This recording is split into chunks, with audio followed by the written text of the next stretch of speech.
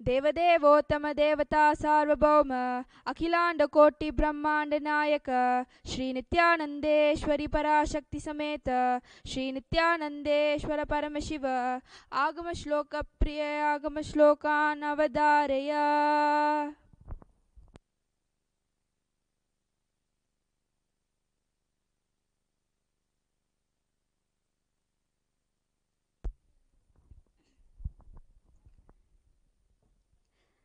श्रीभगवानुवाच अतिकौतूहलाभीष्ट पृच्छस्य तक्षणुप्रियेत् यन्मे नेत्रां तने वह्निर्यत्त्वामृतमनुत्तमं तत्सर्वं कथयिष्यामि योगयुक्त्या शृणुप्रियेत् यत्स्वरूपं निजं शुद्धं व्यापकं सर्वतोमुखम्. The next offering in the Uttamottama Seva at the feet of Devi Nityanandeshwari Parashakti Sameta Shri Nityanandeshwara Paramashiva is the offering of Dravida Veda. Devadevottama Devata Sarvabhoma Akilanta Koti Brahmanta Nayaka Shri Nityanandeshwari Parashakti Sameta Shri Nityanandeshwara Paramashiva Dravida Veda Priya Dravida Vedam Avadaraya. திருச்சிற்றம்பலம். மந்திரமாவது நீரு வானவர் மேலது நீரு சுந்தரமாவது நீரு துதிக்கப்படுவது நீரு தந்திரமாவது நீரு சமயத்தில் உள்ளது நீரு செந்துவர் வாவுமை கங்கன் திரு ஆழவாயன் திருநீரு ஆழவாயன் திருநீரு திரு ஆழவாயன் திருநீரு. ஜய ஜய சங்கர ஹர ஹர சங்கர ஹர ஹர சங்கர ஜய ஜய சங்கர ஜய ஜய சங்கர ஹர ஹர சங்கர ஹர ஹர சங்கர ஜய ஜய Sankara. The next offering in the Uttamottama Seva at the feet of Devi Nityanandeshwari Parashakti Sameta Shri Nityanandeshwara Paramashiva is the offering of Stotra Priya. Devadevottama Devata Sarvabhoma Akilanta Koti Brahmanta Nayaka Shri Nityanandeshwari Parashakti Sameta Shri Nityanandeshwara Paramashiva Stotra Priya Stotram Avadaraya.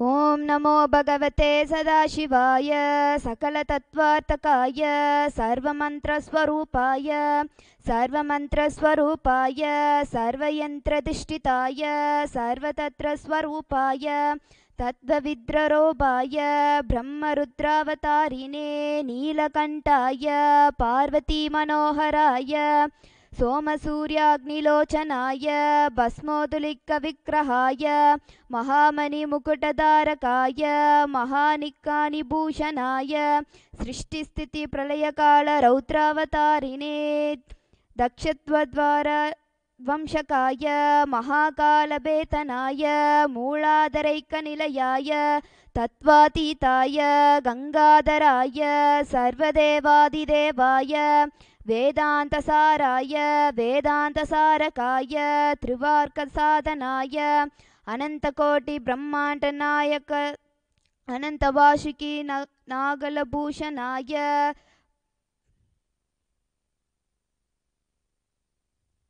चिदाकाशाय आकाशिक्तिस्वरूपाय ग्रहनक्षत्रमालिने सकलाय नीलकण्ठनाय कलङ्करिकिताय सकललोकैककर्त्रे सकललोकैकसंहर्त्रे सकललोकैकगुरवे सकललोकैकनिगमाय सकलनिगमगुख्याय सकलवेदान्तपारकाय सकललोकैकवरप्रदाय सकललोकैकशङ्कराय शशाङ्कशेखराय शाश्वतनिशपासाय निरामयाय निर्बलाय निर्लोभाय निर्मदाय निष्ठिञ्चिन्ताय निरहङ्काराय निरङ्गुलाय निष्कलङ्काय निरङ्गुणाय निष्कमाय निरुपमकुलपेसनाय निरवादाय निरतन्त्राय निष्करणाय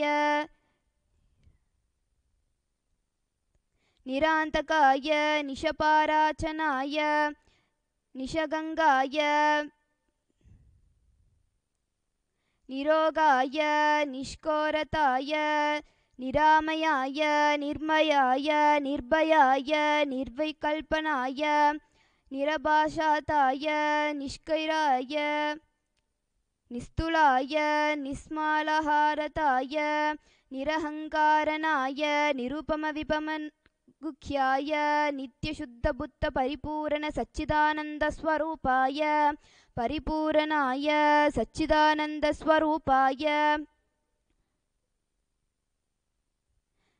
परमशान्तस्वरूपाय तेजोभाय तेजोमयाय महारुद्रमालिने भद्रावतार महाभैरव कालभैरव कल्पान्तभैरव कहध्वान्तकायनाय पाशाङ्कुशधारणाय ध्वंसकाय कपालधारणाय पाशाङ्कुश डमरुत् शूल चाप दार गद शक्ति पिण्डिपाल तोमर मुशल मुद्गर पाशाङ्कुश डमरु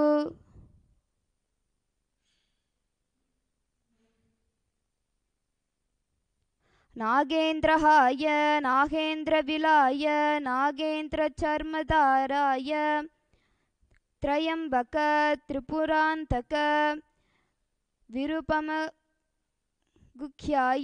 विश्वेश्वराय विश्वरूपाय विश्वतोमुखाय मृत्युंजय सदाशिव नमस्ते नमस्ते. The next offering in the Uttamotama Seva at the feet of Devi Nityanandeshwari Parashakti Sameta Shri Nityanandeshwara Paramashiva is the offering of Sangita Seva. Devadevottama Devata Sarvabhoma Kilantakoti Brahmantanayaka Shri Nityanandeshwari Parashakti Sameta Shri Nityanandeshwara Paramashiva Sangita Priya Sangitam Avataraya.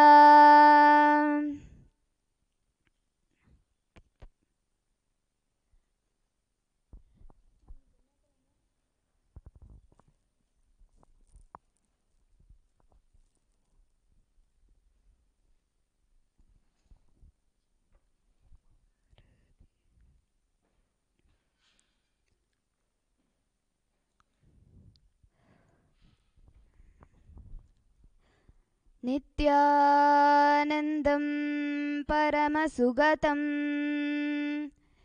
केवलं ज्ञानमूर्तिं द्वन्द्वातीतं गगनसदृशं तत्त्वमस्याद्यलक्ष्यम् एकं नित्यं विमलमचलं सर्वदी साक्षिभूतं भावातीतं त्रिगुणरहितं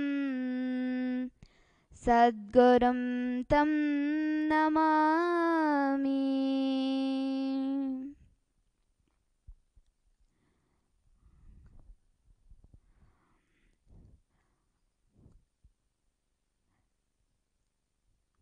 முருகா முருகா திருமால் மருகா மோகன குஞ்சரி மணவாளா முருகா முருகா திருமால் மருகா மோகன குஞ்சரி மணவாளா வேளா வேளா வயலூர் வேளா வள்ளி குரமாதின் மணவாளா வேளா வேளா வயலூர் வேளா வள்ளி குரமாதின் மணவாளா கந்தா கந்தா கதிர்வேலவனே செந்தோர் வாழும் சிவபாலா கந்தா கந்தா கதிர்வேலவனே செந்தோர் வாழும்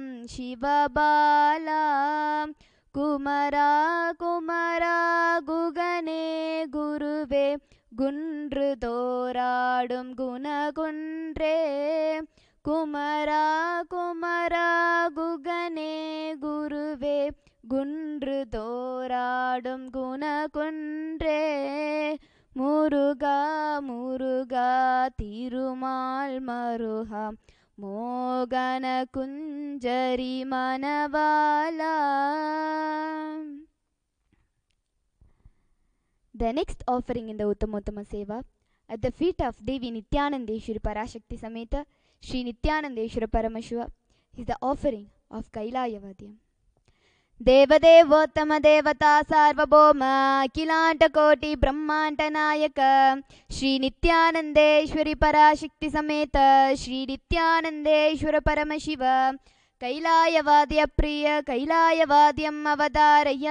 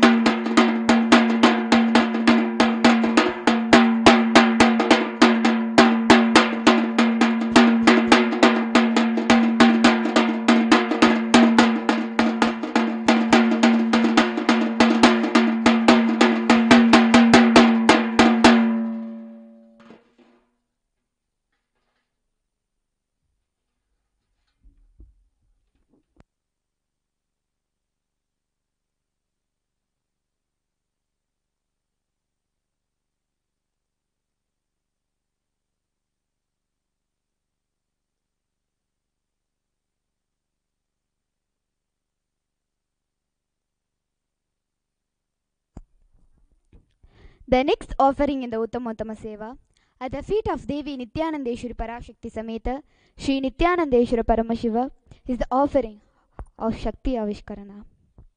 देवदेवोत्तम देवता सार्वभौम अखिलाण्डकोटि ब्रह्माण्डनायक श्री नित्यानन्देश्वरि पराशक्ति समेत श्री नित्यानन्देश्वर परमशिव परमशिव शक्ति आविष्करण प्रिय परमशिव शक्ति आविष्करणम् अवधारय.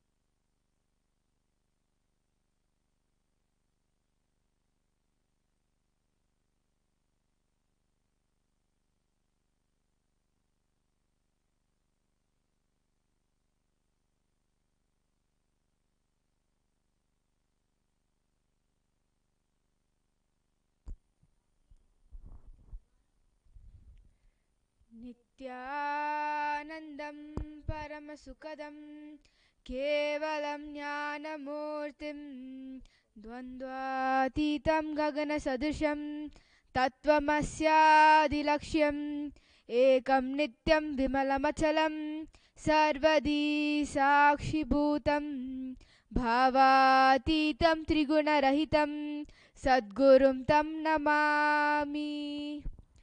Nityanandam. We welcome all those watching to today's segment of Shakti Avishkarna in today's Uttamottama Seva. So, today we will be offering one of the most mind-blowing powers ever. Okay, before we begin manifesting or before I introduce the power, I have a question to all those watching.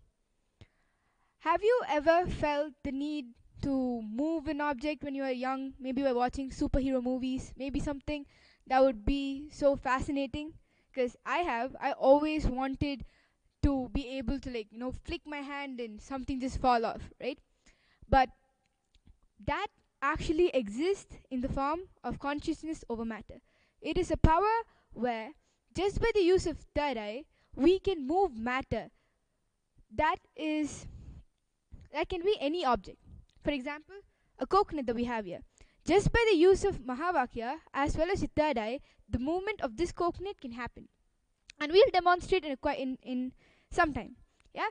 So, the significance of this power is that when we manifest an object and when we realize that we can move matter just like that, then even the obstacles that we have in our lives can be moved by us, right? It is actually one of the biggest solutions to people all around the world who walk around thinking that their problems are the biggest thing that matter to them, right? So we have Ma Nitya Shivaparananda right here today manifesting this power and showing all of you that by moving a coconut out of a person's hand, not only are obstacles getting broken, it's also the deep-rooted incompletions or patterns that exist within us, right? And the coconut moves to show that a part of us is complete with it, and bigger breakthroughs in life will manifest just like that. So before we move on to today's power, we would like to read out the Shastra Pramana, that is the revelations by Paramashiva himself about this power.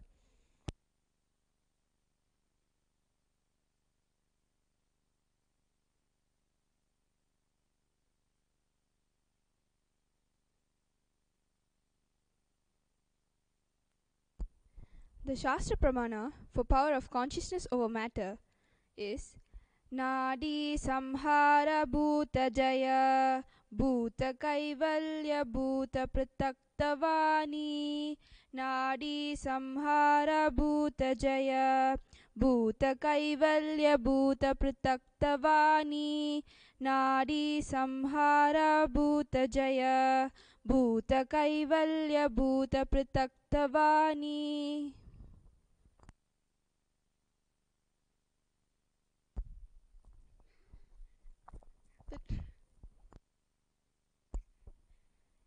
The translation for power of consciousness over matter says, the merging or absorption of the movements of breathing, that is, Nadi Samhara, achieving power over the gross elements from earth to the ether, that is Bhuta Jaya. I'll be repeating it again. The merging or absorption of the movements of breathing, that is Nadi Samhara, achieving power over the gross elements from the earth to the ether, that is Bhuta Jaya.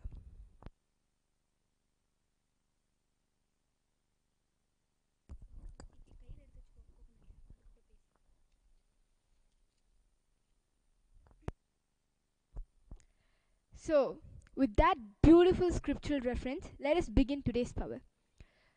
So, the key to manifesting powers is the Mahavakya, Om Nityananda Paramashivam.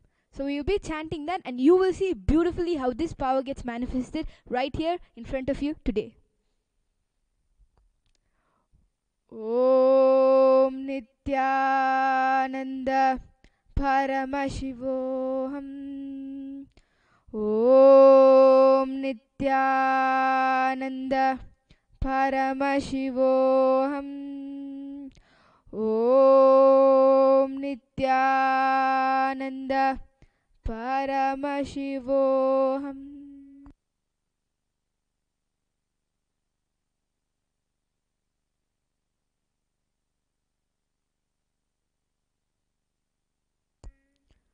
Om Nityananda Paramashivoham. Om Nityananda Paramashivoham. Om Nityananda Paramashivoham. Om Nityananda Paramashivoham.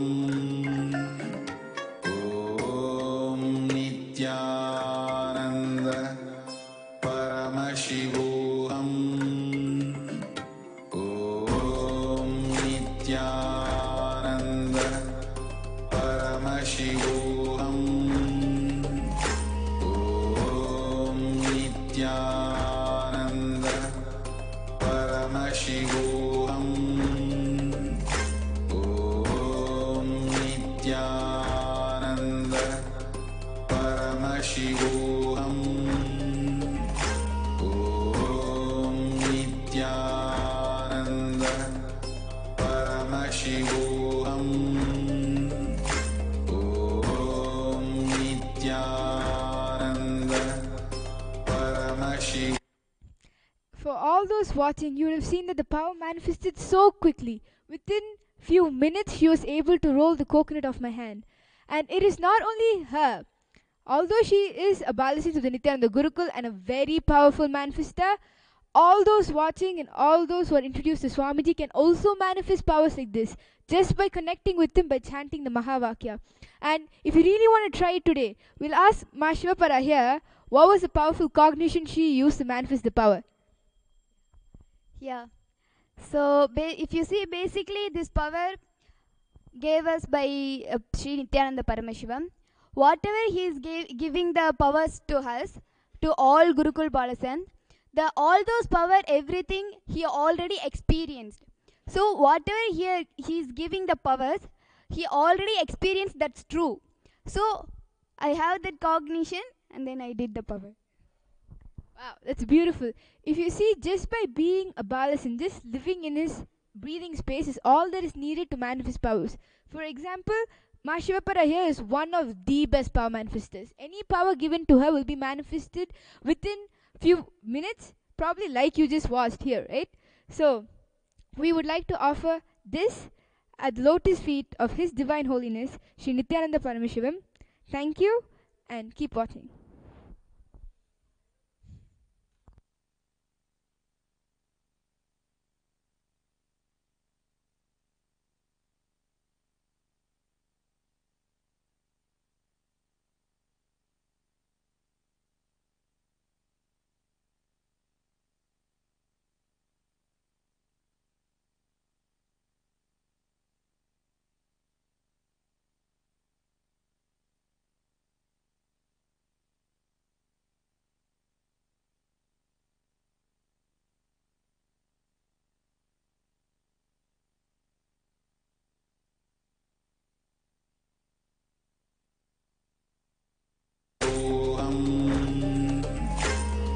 Om Nityananda Paramashivoham.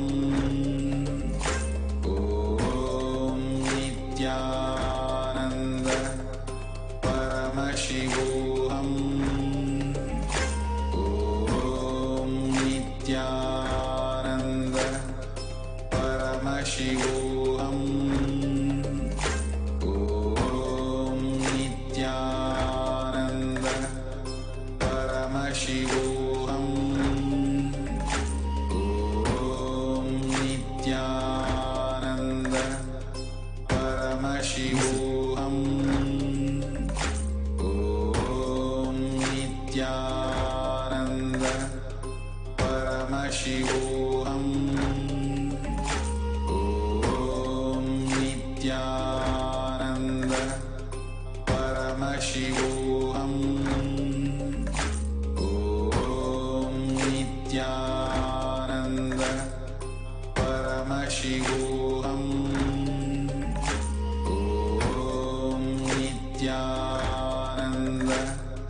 परमशिवोऽहम् ॐ नित्यानन्द परमशिवोऽहम् ॐ नित्यानन्द परमशिवोऽहम् ॐ नित्यानन्द परमशिवोऽहम्.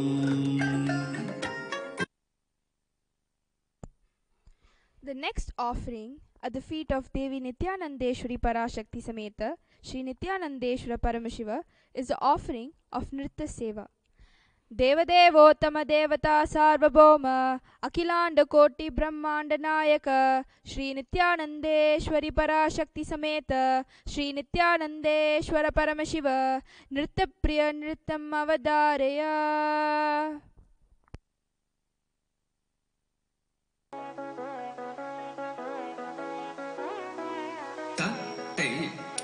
Teyum tat tat tam kitta takada teyum dhalan kataka dhalan kataka tari kitta takadam. Is it tam kitta takade? Is that te tate adatta kitta dam? Is that it tam takada kitta te? Is that te tate kitta takadari kitta takadam? Ditta. Adatta kitta de tate adatta kitta dam ditta tagada kitta de tate kitta tagadari kitta tagadam ditta kitta tagade adatta kitta tagadam adatta kitta tagade tagadari kitta tagadam ditta kitta tagade adatta kitta tagadam tagadari kitta tagadam kitta tagadari kitta tagadam ditta kitta tagade tate kitta tagadam ditta kitta tagade adatta kitta tagadam adatta kitta tagade adatta kitta tagada tam gida tam gida is it tam tari kitta takada takada kitta takada that te that kitta takada kitta tam tam that tam takada takada takada takada that te takada tari kitta takada tam that kitta de that te takada takada takada takada tam that kitta de that kitta tari kitta takada tam that kitta takada that kitta takada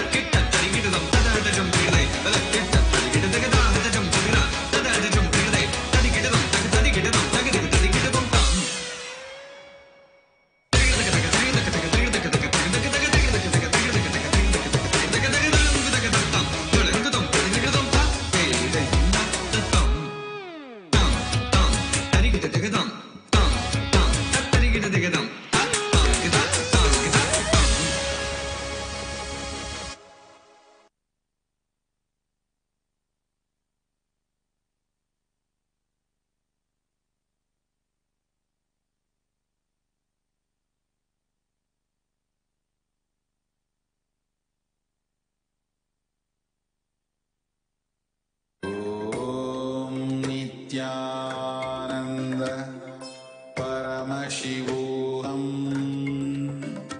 ॐ नित्यानन्द परमशिवोऽहम् ॐ नित्यानन्द परमशिवोऽहम्